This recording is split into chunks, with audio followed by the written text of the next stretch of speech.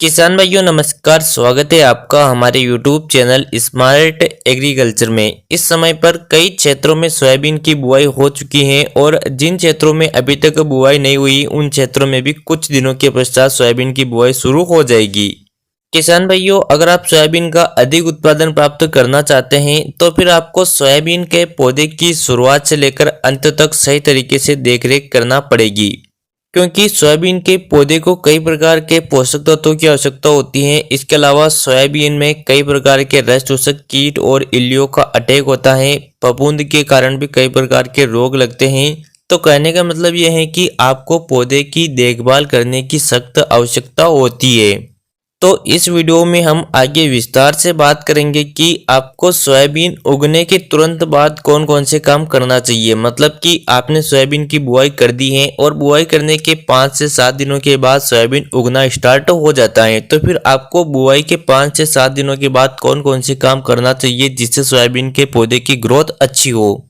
तो इसकी पूरी जानकारी के लिए आप वीडियो को बिना स्किप के अंत तक जरूर देखना, और आप हमारे चैनल पर पहली बार आए हो तो नीचे दिए गए लाल अक्षरों के सब्सक्राइब के बटन पर क्लिक कर दीजिए और उसके पास में जो घंटे का निशान आए हैं उसे भी जरूर दबा दीजिए, ताकि हम जैसे ही नया वीडियो अपलोड करें उसका नोटिफिकेशन आपको तुरंत मिल जाए।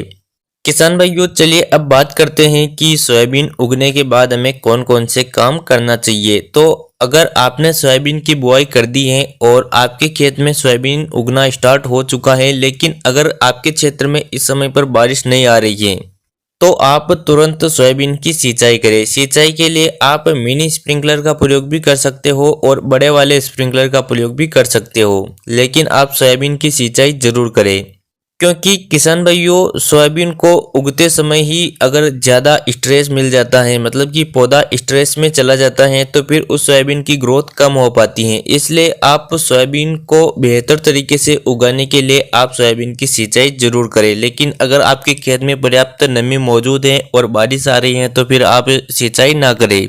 इसके अलावा सोयाबीन के उगने के तुरंत बाद जब सोयाबीन के 2 पत्तियां स्टार्ट होती हैं, उस समय पर सोयाबीन की पत्तियों को तोते बहुत नुकसान पहुंचाते हैं। सोयाबीन की पत्तियों को तोते खा जाते हैं, इसलिए आप अपने खेत में पहरा दीजिए और अगर तोते सोयाबीन की पत्तियों को खाते हैं तो उन्हें दूर भगाइए।